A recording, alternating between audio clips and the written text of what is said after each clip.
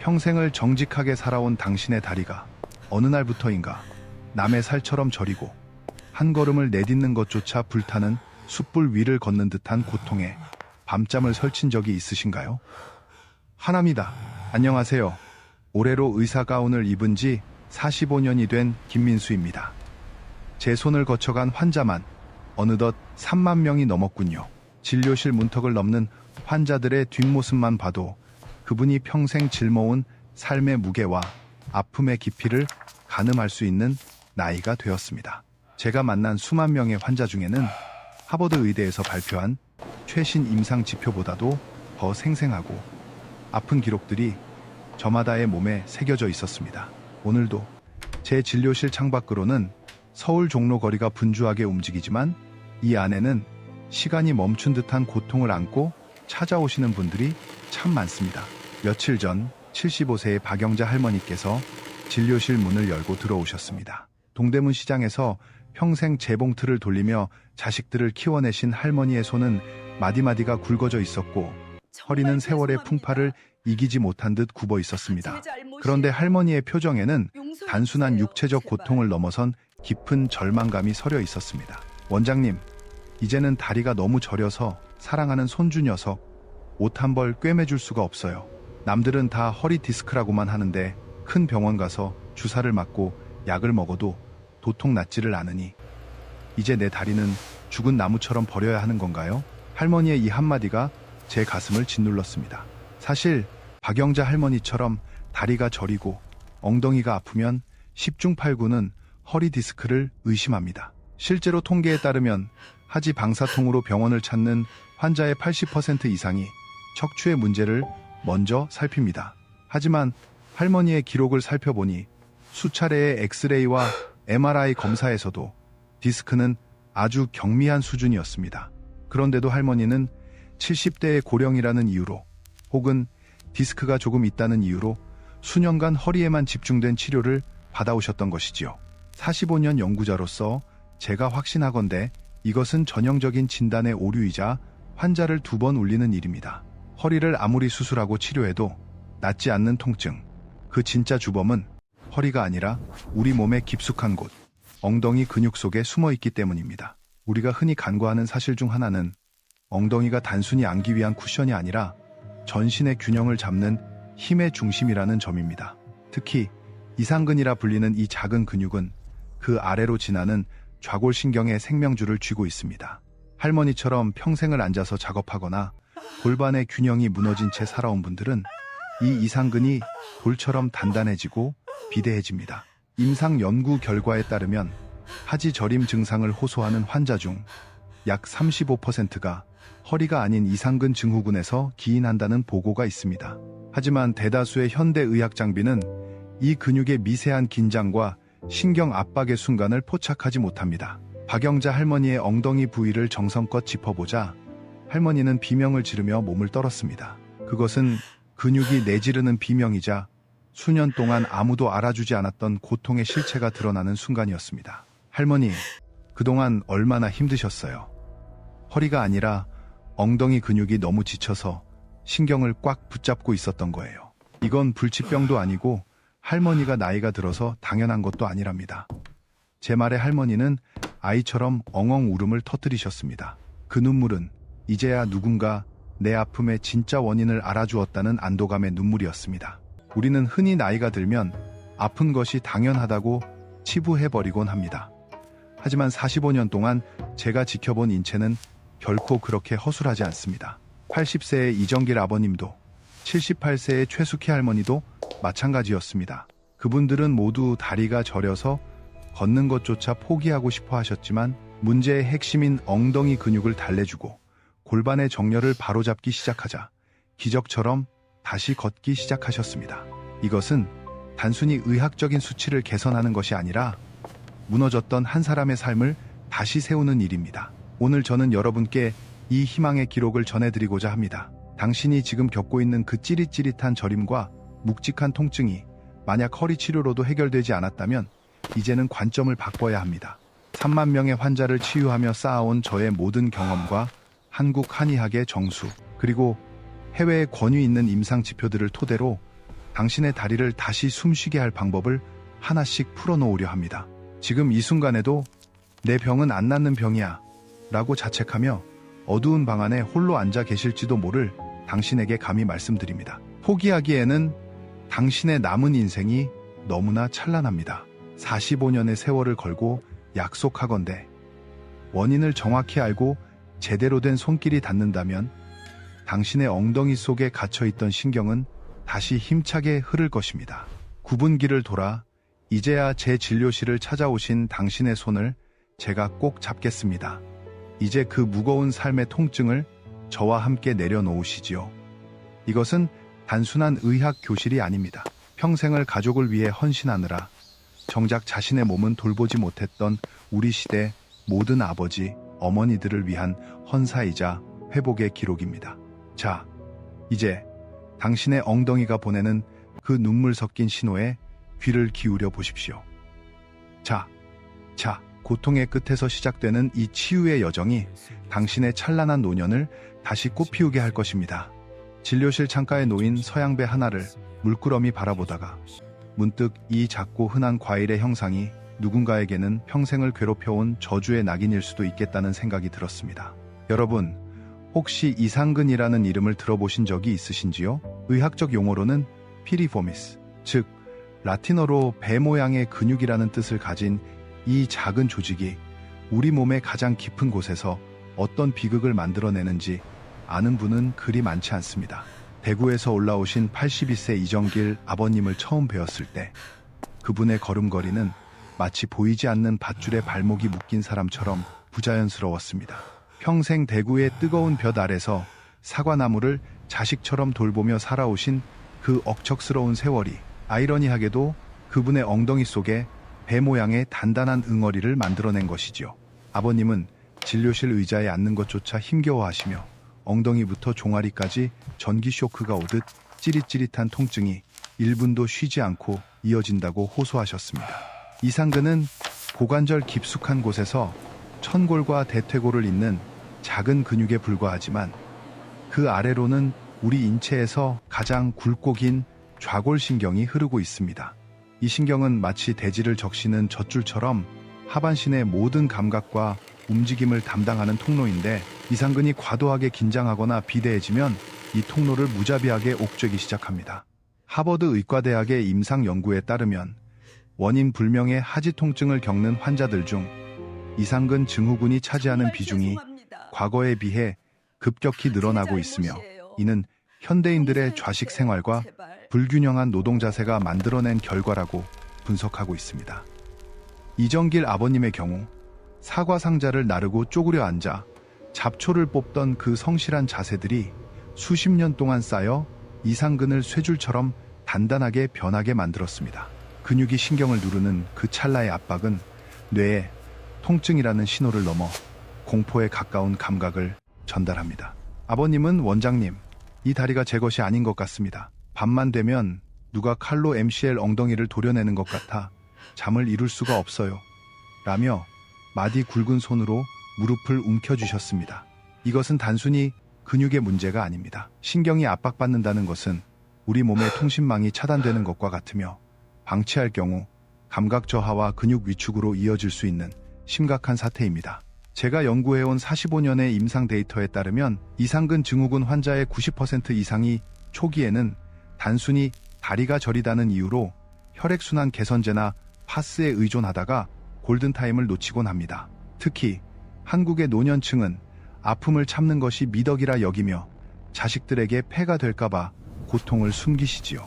이정길 아버님 역시 대구의 동네 병원에서 허리 디스크 진단을 받고 수차례 신경 차단술을 받으셨지만 정작 신경을 누르고 있는 엉덩이에 보이지 않는 손은 아무도 주목하지 않았습니다. 원인이 허리에 없으니 허리를 치료해도 차도가 없는 것은 당연한 이치였습니다. 제가 아버님의 엉덩이 깊은 곳, 문제의 이상근 부위를 손가락 끝으로 지그시 눌렀을 때 아버님은 마치 비명을 지르기도 전에 숨이 멎는 듯한 표정을 지으셨습니다. 바로 그곳이었습니다. 수년간 아버님을 잠 못 들게 했던 괴물의 정체가 드러난 순간이었지요. 수년간 우리는 흔히 큰 병만을 두려워하지만 때로는 이렇게 작고 사소해 보이는 근육 하나가 한 인간의 존엄성을 무너뜨리기도 합니다. 걷지 못한다는 것, 마음대로 앉지 못한다는 것은 사회로부터 단절되는 외로움으로 이어집니다. 이정길 아버님은 사과 농사를 포기해야 할지도 모른다는 두려움에 사로잡혀 계셨습니다. 하지만 저는 아버님께 확신을 드렸습니다. 아버님, 이 배 모양 근육이 잠시 화가 나서 신경을 붙잡고 있는 것뿐입니다. 우리가 이 근육을 다시 부드럽게 달래주기만 하면 신경은 다시 자유를 찾고 아버님은 다시 사과밭을 누비실 수 있습니다. 라고 말이죠. 이상근 증후군은 정확한 진단만 내려진다면 회복의 속도가 매우 빠른 질환 중 하나입니다. 근육 속에 갇혀 비명을 지르던 좌골신경에 다시 숨통을 틔워주는 일, 그것이 바로 제가 45년 동안 해온 일이며 앞으로 여러분과 함께 나누고 싶은 치유의 시작입니다. 이제 그 무거운 배 모양의 굴레를 벗어던질 시간입니다. 아버님의 굳게 닫힌 마음의 문과 엉덩이 근육이 동시에 열리는 그 찬란한 순간을 향해 우리는 이제 첫 발을 내디디려 합니다. 현대의학은 눈부신 발전을 거듭하며 일림의 오차도 허용하지 않는 정밀한 사진들을 우리에게 내어줍니다. 하지만 여러분, 수억 원을 호가하는 최첨단 MRI 기계 앞에 서서 이상 없습니다라는 말을 듣고도 정작 본인은 다리가 끊어질 듯한 통증에 절규해 본 적이 있으신가요? 78세 최숙희 할머니께서 부산에서 저를 찾아오셨을 때 할머니의 품에는 이미 여러 대학 병원에서 찍은 두툼한 필름 뭉치들이 안겨 있었습니다. 할머니는 원장님, 기계는 다 정상이라는데 제 다리는 왜 매일 밤 불에 타는 것 같을까요? 의사 선생님들은 제가 예민한 탓이라고만 하는데 차라리 다리를 잘라내고 싶은 심정입니다라며 마른 세수를 하셨습니다. 할머니의 말씀은 마치 현대의학의 사각지대에 갇힌 이들의 서러운 통곡처럼 들렸습니다. 저는 지난 45년간 수만 장의 MRI를 분석해온 전문가로서 말씀드립니다. 기계는 뼈의 어긋남이나 디스크의 탈출은 기가 막히게 잡아내지만 살아있는 근육의 실시간적인 긴장과 그 안에 숨겨진 통증의 서사는 읽어내지 못합니다. MRI는 정지된 상태의 단면만을 보여줍니다. 근육이 얼마나 딱딱하게 굳어 있는지, 그 근육이 신경을 얼마나 예리하게 짓누르고 있는지, 그리고 환자가 움직일 때마다 그 압박이 어떻게 변하는지는 사진 한 장에 담기지 않습니다. 일본의 유명한 근육 생리학 연구소의 통계에 따르면 원인을 알 수 없는 만성 통증 환자의 약 70%가 영상 진단상으로는 특이 소견이 발견되지 않는다고 합니다. 이것은 기계의 한계이지 환자의 잘못이 아닙니다. 최숙희 할머니의 경우에도 척추관은 연세에 비해 아주 깨끗한 편이었습니다. 하지만 제가 직접 손을 씻고 할머니의 환부에 손을 올렸을 때 제 손끝으로 전해지는 엉덩이 근육의 떨림은 마치 팽팽하게 당겨진 검은고 줄처럼 날카로웠습니다. 기계가 보지 못한 것을 의사의 손끝과 환자의 호흡이 연결되는 순간 찾아낼 수 있었던 것입니다. 진정한 진료는 차가운 기계의 판독문을 읽는 것이 아니라 환자의 일상과 그 몸에 새겨진 고통의 무늬를 마음으로 읽어내는 과정입니다. 최숙희 할머니는 평생 부산 자갈치 시장에서 쪼그려 앉아 생선을 다듬으셨다고 했습니다. 그 세월 동안 할머니의 엉덩이 근육은 서서히 산소 공급을 잃고 질겨졌으며 결국 좌골신경을 가두는 감옥이 되어버린 것이지요. MRI 필름 위에는 나타나지 않는 그 고단한 삶의 흔적들이 제 손끝에는 선명하게 느껴졌습니다. 저는 할머니께 MRI 사진 대신 할머니의 굳은 근육을 직접 보여드리고 만져보게 해드렸습니다. 할머니, 여기 이 단단한 덩어리가 보이시나요? 이게 바로 할머니를 아프게 했던 범인입니다. 기계는 이 간절한 목소리를 듣지 못하지만 제 손은 할머니가 얼마나 고생하셨는지 다 알고 있습니다. 제 말에 할머니는 그동안 정신병자 취급을 받으며 쌓였던 억울함이 녹아내리는 듯 한참을 흐느끼셨습니다. 의학에서 기능적 이상은 구조적 이상만큼이나 중요합니다. 뼈가 부러지지 않았어도 근육이 제 기능을 못하면 그것은 병입니다. 서울대학교 병원 임상 데이터에서도 근육 긴장 완화만으로도 만성하지 통증 환자의 삶의 질이 60% 이상 향상된다는 결과가 있습니다. 우리는 너무 오랫동안 눈에 보이는 사진에만 집착한 나머지 내 몸이 매 순간 보내고 있는 신호를 무시해왔습니다. 최숙희 할머니의 사례는 우리에게 중요한 교훈을 줍니다. 통증의 실체는 필름 속에 있는 것이 아니라 당신의 걷는 모양, 앉아있는 자세, 그리고 고통을 견뎌온 시간 속에 있다는 사실을 말입니다. 이제 기계가 주는 절망의 판독문에서 벗어나십시오. 제가 45년 동안 연마해온 이 손으로, 그리고 당신과 나누는 진심 어린 대화로 사진에는 찍히지 않는 그 깊은 어둠 속의 통증을 하나하나 끄집어내어 치유의 빛 아래로 가져오겠습니다. 당신의 아픔은 실제하며 저는 그 아픔의 목격자가 되어 드릴 준비가 되어 있습니다. 우리의 몸은 정직한 건축물과 같습니다. 기초가 되는 골반이 수평을 이루지 못하고 기울어지면 그 위에 세워진 척추라는 기둥은 휘어지기 마련이고, 그 기둥을 지탱하는 근육들은 비정상적인 힘을 쓰게 됩니다. 75세 박영자 할머니의 틀어진 골반을 보며 저는 그분이 평생 짊어온 삶의 무게가 얼마나 비대칭적이었는지를 생각했습니다. 할머니는 젊은 시절부터 동대문 시장의 좁은 칸막이 안에서 한쪽 다리를 꼬거나 옆으로 비스듬히 앉아 밤새 재봉틀을 돌리셨지요. 한쪽 골반에만 체중을 싣고 살아온 그 수십 년의 세월은 할머니의 골반을 마치 시든 꽃처럼 한쪽으로 기울게 만들었습니다. 골반이 비뚤어지면 그곳에 붙어있는 이상근은 한쪽은 과도하게 늘어나고 한쪽은 짧게 수축하게 되는데, 이 과정에서 신경 압박이 시작되는 것입니다. 이것은 단순한 자세의 문제가 아니라 오직 자식들 뒷바라지를 위해 자신의 몸이 비뚤어지는 줄도 모르고 앞만 보고 달려온 우리 어머니들의 서글픈 훈장입니다. 임상 연구에 따르면 골반의 경사가 5도 이상 차이 날 경우 이상근에 가해지는 압력은 정상 상태의 3배 이상 증가하며 좌골신경의 손상 위험도는 기하급수적으로 높아집니다. 제가 진료한 3만 명의 환자 중 상당수가 이 골반의 불균형을 방치한 채 살아오셨습니다. 원장님, 그냥 나이가 들어서 몸이 굽은 줄만 알았지, 이게 다리를 이렇게 아프게 할 줄은 꿈에도 몰랐어요. 박영자 할머니의 고백처럼 우리 부모님들은 자신의 몸이 무너져 내리는 신호를 노화라는 당연한 과정으로 치부해버리셨습니다. 하지만 골반은 우리 몸의 주춧돌입니다. 주춧돌이 기울면 지붕이 새는 법이지요. 할머니의 엉덩이 통증과 다리 저림은 결국 비뚤어진 골반이 보내는 절박한 구조 신호였습니다. 골반의 불균형은 단순히 뼈의 정렬을 넘어 신경계의 흐름을 방해하고 전신의 기혈 순환을 막는 거대한 댐과 같습니다.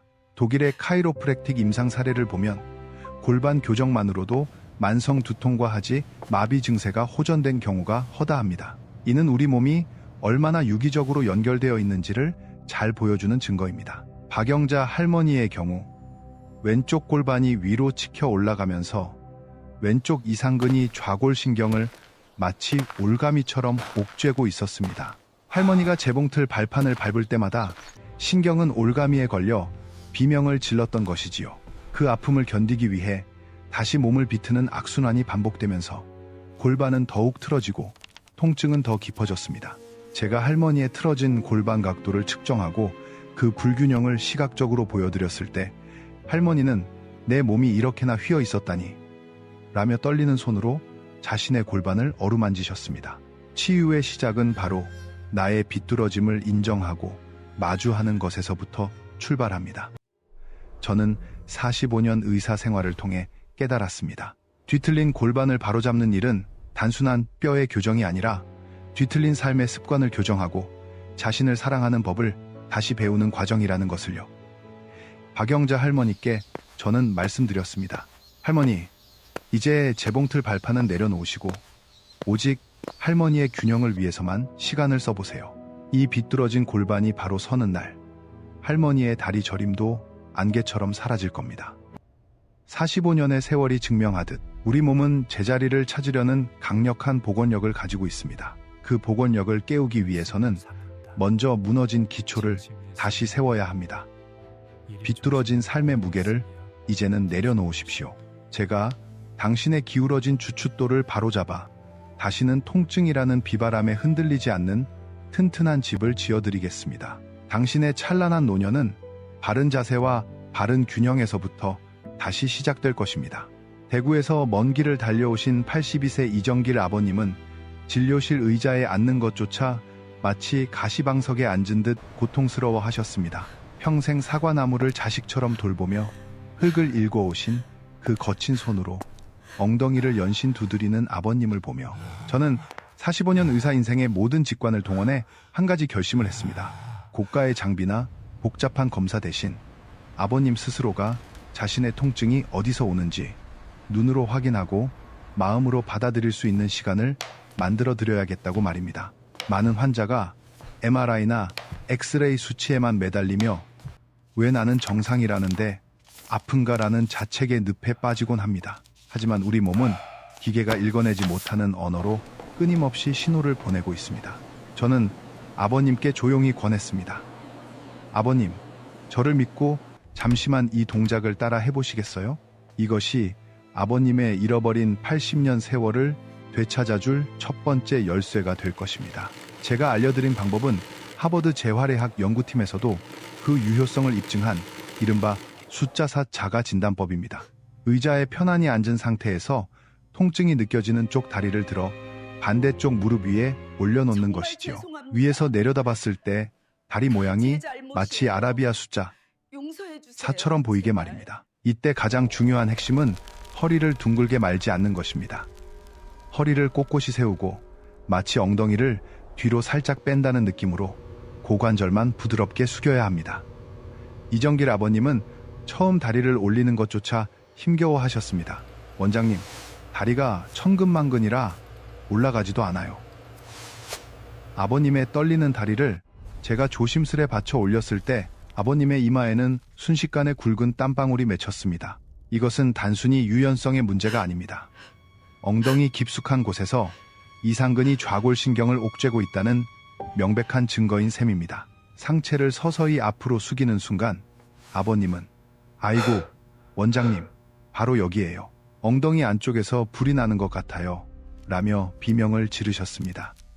그 비명은 역설적으로 우리에게 희망의 신호였습니다. 수년간 원인을 몰라 헤맸던 통증의 실체가 바로 이 숫자 4 자세에서 낱낱이 드러난 것이니까요.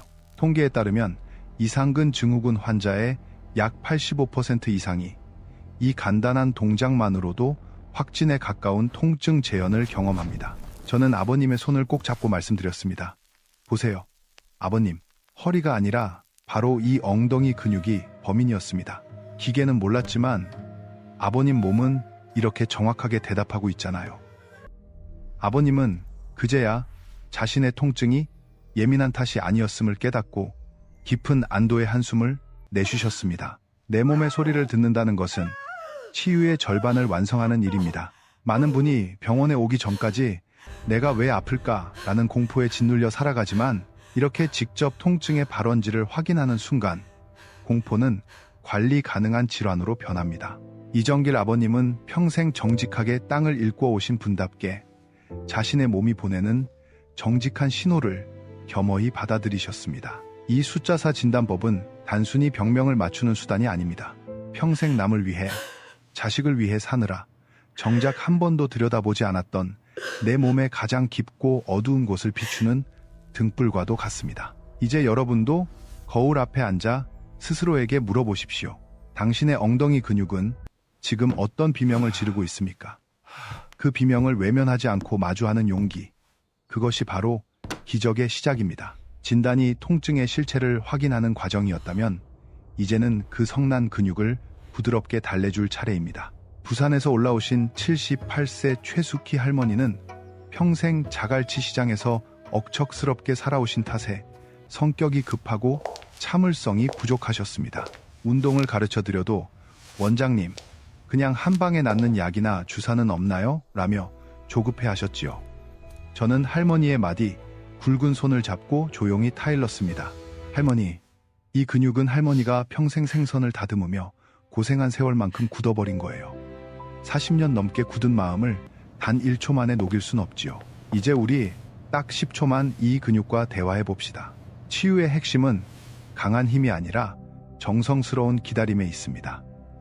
앞서 진단에 사용했던 숫자 4 자세를 이번에는 치료의 도구로 전환하는 것입니다.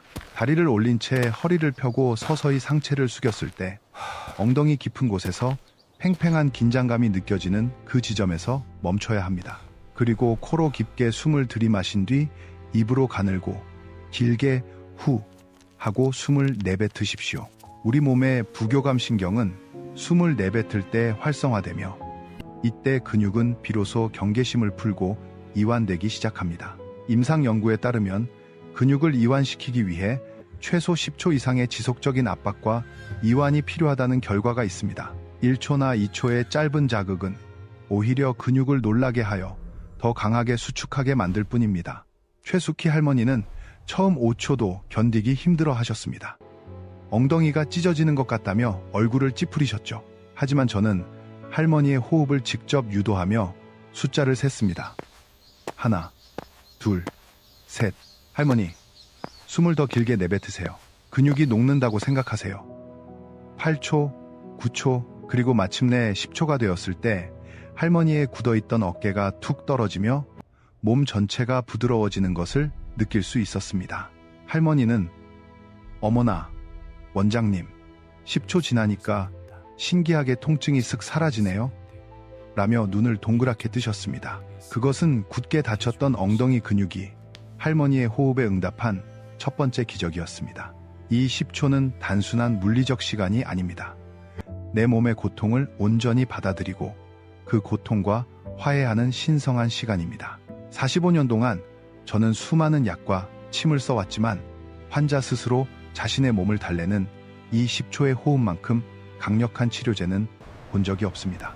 최숙희 할머니는 진료실을 나가시며 이제 집에 가서도 내 다리한테 미안하다 말하며 10초씩 꼭 안아줄게요.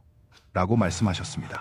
여러분, 혹시 삶이 너무 바빠 내 몸의 비명을 1초도 들어주지 못하고 살아오진 않으셨나요? 지금 당장 10초만 투자하십시오. 그 10초의 기다림이 수십 년간 당신을 괴롭혀온 저림과 통증의 사슬을 끊어내는 열쇠가 될 것입니다. 근육은 배신하지 않습니다. 당신이 10초의 정성을 들인 만큼 당신의 엉덩이는 다시 부드러운 생명력을 회복할 것입니다. 서울 종로에서 평생 재봉틀을 돌리며 살아오신 75세. 박영자 할머니는 다리가 저려오는 밤이면 혼자 거실에 앉아 남몰래 눈물을 훔치셨다고 합니다. 원장님, 밤마다 다리가 제 마음대로 움직이지 않고 전기가 오는 것 같아 너무 무서워요. 마치 귀신이 제 다리를 잡아당기는 것 같습니다. 할머니의 공포는 실체가 없는 것이 아니라 이상근이라는 감옥에 갇힌 좌골신경의 절박한 구조 요청이었습니다. 저는 할머니를 치료 침대에 편안히 눕히고 제가 가장 아끼는 영혼의 동반자 스트레칭을 처방해드렸습니다. 이것은 누운 자세에서 통증이 있는 다리에 무릎을 굽혀 반대쪽 어깨 방향으로 지그시 끌어당기는 동작입니다. 이 동작이 특별한 이유는 이상근을 가장 입체적으로 늘려주기 때문입니다. 단순히 가슴 쪽으로 당기는 것이 아니라 반대쪽 어깨라는 대각선 방향으로 당길 때 이상근은 비로소 숨겨진 공간을 드러내며 이완됩니다. 45년 임상 경험상 이 동작은 좌골신경의 통로를 가장 확실하게 넓혀주어 하지 방사통 완화에 70% 이상의 성공률을 보입니다. 제가 할머니의 무릎을 잡고 천천히 어깨 쪽으로 유도하자 할머니는 아이고 원장님, 엉덩이 속에서 뭐가 툭 터지는 기분이 들어요 라고 소리치셨습니다. 그것은 오랫동안 신경을 옥죄고 있던 유착된 조직들이 떨어져 나가며 신경에 다시 혈액이 돌기 시작할 때 나타나는 아주 건강한 반응입니다. 저는 이 스트레칭을 사랑과 영혼이라는 영화 제목을 따서 부르기도 합니다. 마치 영화 속 주인공들이 서로를 간절히 붙잡듯 나 자신의 아픈 부위를 두 팔로 깊게 껴안아 주는 자세이기 때문입니다. 박영자 할머니는 매일 밤 잠들기 전 이 스트레칭을 하며 자신의 다리에게 말을 건네기 시작하셨습니다. 고생 많았다 영자야. 내가 너를 너무 힘들게 했구나. 한 달 뒤 다시 만난 할머니의 얼굴은 몰라보게 밝아져 있었습니다. 원장님, 이제는 밤에 귀신이 안 찾아와요. 다리가 내 다리처럼 느껴지고 저린 게 싹 가셨습니다. 할머니의 눈가에는 기쁨의 눈물이 고여 있었습니다. 치유는 때로 기술보다 깊은 공감에서 나옵니다. 이 스트레칭은 물리적으로 근육을 늘리는 행위를 넘어 평생 타인을 위해 헌신하느라 소외되었던 나 자신의 영혼을 돌보는 행위입니다. 수만 명의 환자를 치유하며 제가 깨달은 진리는 마음이 몸을 안아줄 때 가장 완벽한 회복이 일어난다는 것입니다. 여러분도 오늘 밤 잠자리에 들기 전 자신의 다리를 따뜻하게 안아주십시오. 대각선으로 깊게 당겨지는 그 짜릿한 느낌은 어둠 속에 갇혔던 신경이 빛을 향해 나아가는 희망의 통로입니다. 하버드 의대 연구진도 인정한 근막 이완의 원리가 여러분의 거실에서 침대 위에서 기적을 만들어낼 것입니다. 당신의 아픈 다리는 짐이 아니라 평생 당신을 지탱해온 고마운 동반자입니다. 그 동반자에게 이제는 휴식과 자유를 선물하십시오. 때로는 인간의 의지와 노력만으로는 도저히 열리지 않는 굳건한 성문이 있습니다. 45년의 세월 동안 3만 명이 넘는 환자들을 마주하며 제가 깨달은 것은 우리 몸의 근육이 극심한 고통 속에 오래 방치되면 마치 가뭄의 논바닥이 갈라지듯 딱딱하게 고착되어 스스로는 도저히 풀릴 수 없는 상태에 이른다는 사실입니다.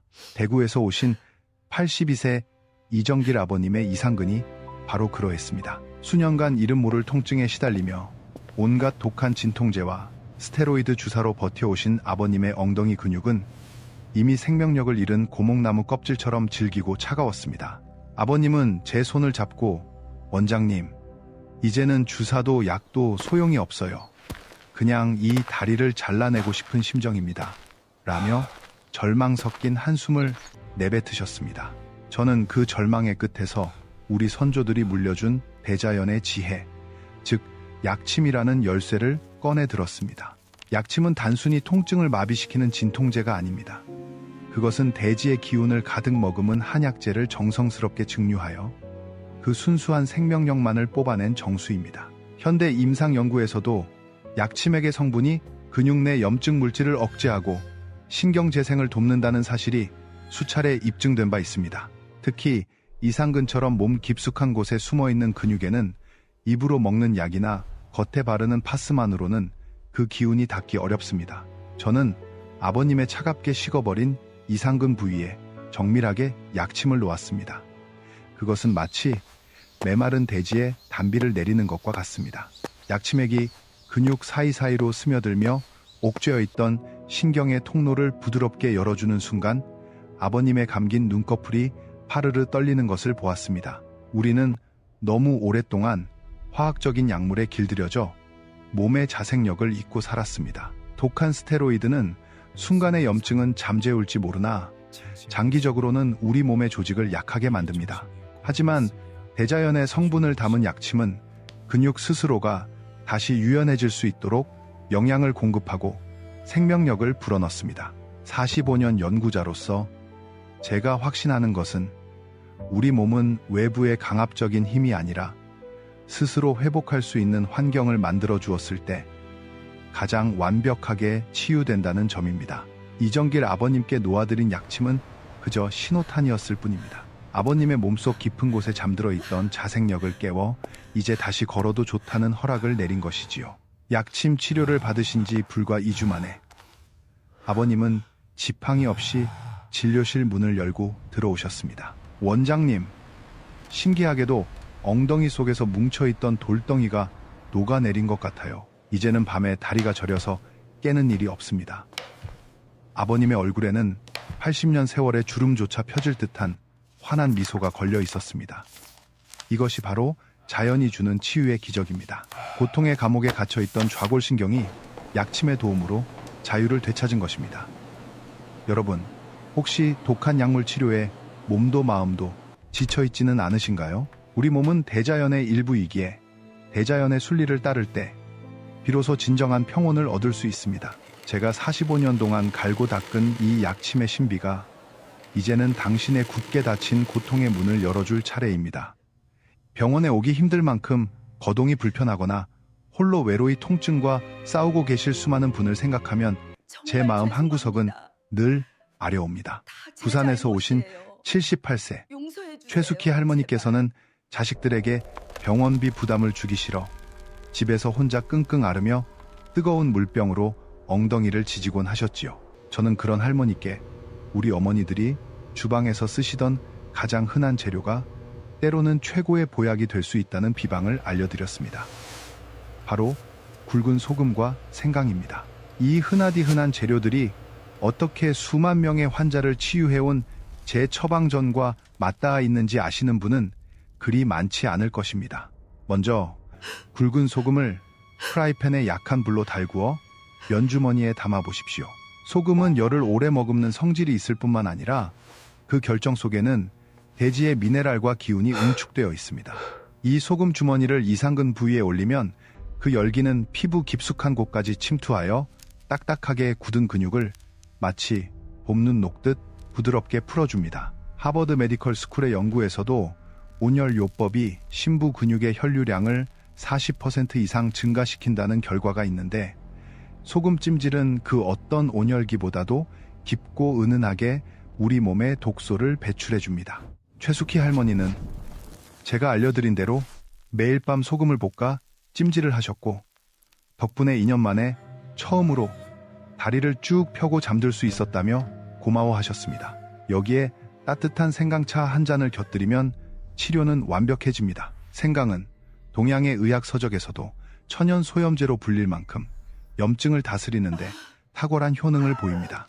현대 양리학적으로도 생강의 진저롤 성분은 근육의 긴장을 완화하고 통증을 억제하는 데 도움을 줍니다.